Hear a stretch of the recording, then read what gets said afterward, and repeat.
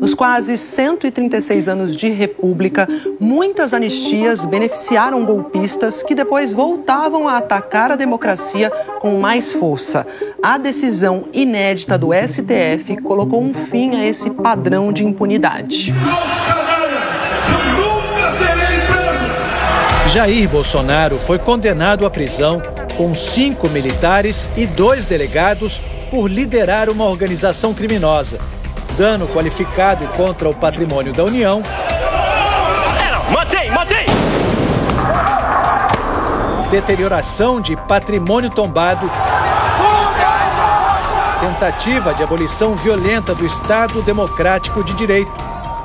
Os atos que compõem o panorama espantoso e tenebroso da denúncia são fenômenos de atentado com relevância criminal contra as instituições democráticas. É o primeiro ex-presidente da República considerado culpado por tentar um golpe de Estado. Fixo a pena final para o réu Jair Messias Bolsonaro em 27 anos e 3 meses. Quinta-feira, 4h30 da tarde, e a ministra Carmen Lúcia, do Supremo Tribunal Federal, acaba de garantir maioria para condenar pela primeira vez um ex-presidente da República por tentativa de golpe de Estado. E a gente conversa com o professor de História do Brasil, Carlos Fico, da UFRJ, que acaba de lançar o livro Utopia Autoritária Brasileira, que fala da história de golpes do Brasil. Professor, em 136 anos de história, quantos golpes de Estado viveu o Brasil? Foram 15 golpes, considerando esse último. Professor, desses golpes, quantos ficaram impunes? Todos ficaram impunes, porque, naturalmente, quando os golpistas são vitoriosos, não cabe falar em punição, claro, porque eles estão no poder. E no caso das tentativas que fracassaram, houve impunidade em todos os outros 7 casos, porque o Congresso Nacional sempre aprovou uma anistia para os golpistas. A República do Brasil já começava com um golpe militar. No fim do século XIX, o Império estava em decadência e o exército com moral alta depois de vencer a Guerra do Paraguai. Em 1889, o Marechal Deodoro da Fonseca depôs Dom Pedro II. 33 anos depois, em 1922, um levante promovido por integrantes do Exército tentou derrubar o presidente civil, Epitácio Pessoa. Os jovens oficiais Eduardo Gomes e Odílio Denis participaram da revolta dos 18 do Forte, ou Movimento Tenentista, que foi fortemente reprimido pelas forças do governo.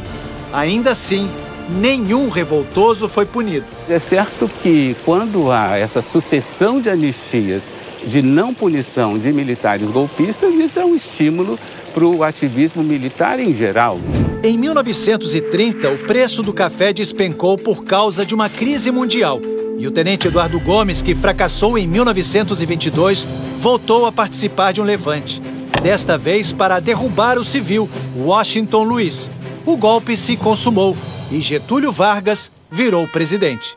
O Palácio do Catete é um dos cenários que melhor representam a história dos golpes no Brasil.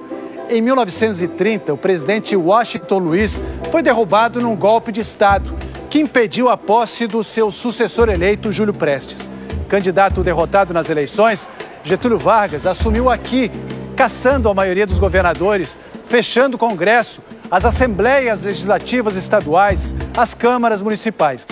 Durante 15 anos, Getúlio governou com mão de ferro, resistindo à revolta constitucionalista, a chamada intentona comunista, e promovendo até um alto golpe. Getúlio saiu daqui deposto por militares. Depois voltou eleito, como se dizia na época, nos braços do povo. O mandato de Getúlio sofreu forte oposição. Em agosto de 54, um manifesto assinado por generais do Exército pediu a renúncia do presidente.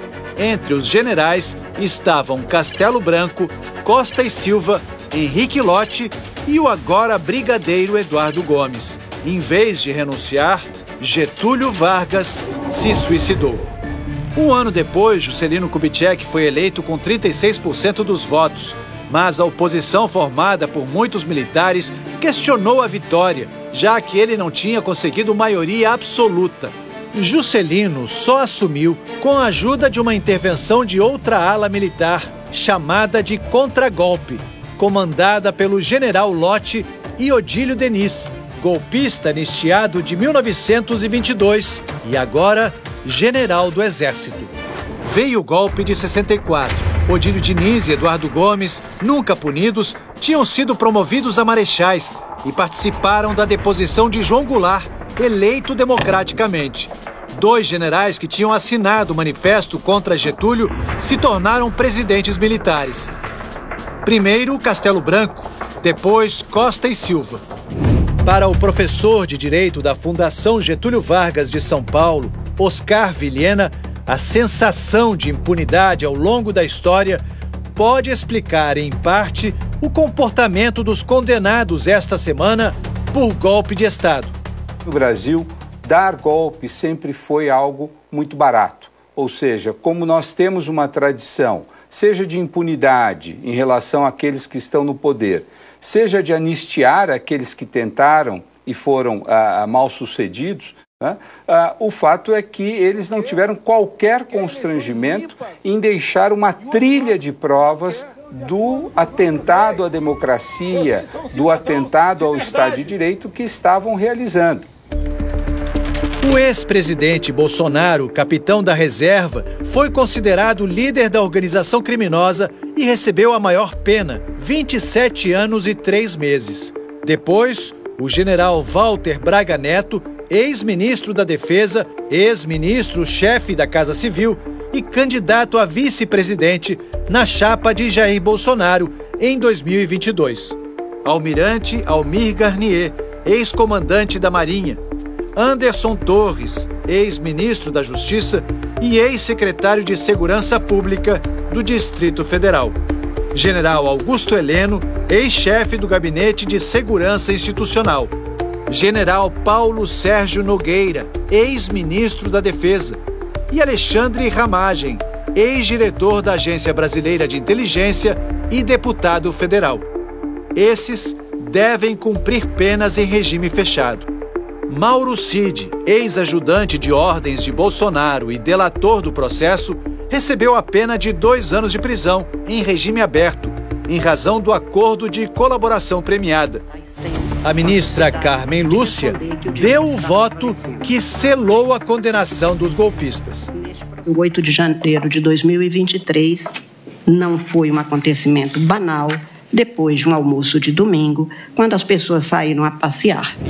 O voto final, que estabeleceu o placar de 4-1, coube ao presidente da primeira turma, Cristiano Zanin. Foram sucessivos atos perpetrados pelo então presidente da República para obter apoio de braço estratégico das Forças Armadas para o logro do plano. O ministro Luiz Fux foi o único que divergiu. Ele entendeu que o processo deveria ser anulado, argumentando, entre outros pontos, que a competência era da primeira instância e não do STF. E depois votou para absolver Jair Bolsonaro e outros 5 réus. Não há provas suficientes para imputar ao réu Jair Messias Bolsonaro os crimes de tentativa de abolição violenta do Estado Democrático de Direito, 359, golpe de Estado, dano qualificado pela violência e grave ameaça contra o patrimônio da União e com considerável prejuízo para a vítima, artigo 163, parágrafo 1 do CP, e deterioração de patrimônio tombado, artigo 62.1 da Lei Ambiental 9605. Na última sessão, o decano Gilmar Mendes compareceu ao plenário e o presidente do STF, Luiz Roberto Barroso, sentou à mesa para acompanhar a leitura da sentença. Demonstrações de apoio institucional, dada a importância do momento histórico.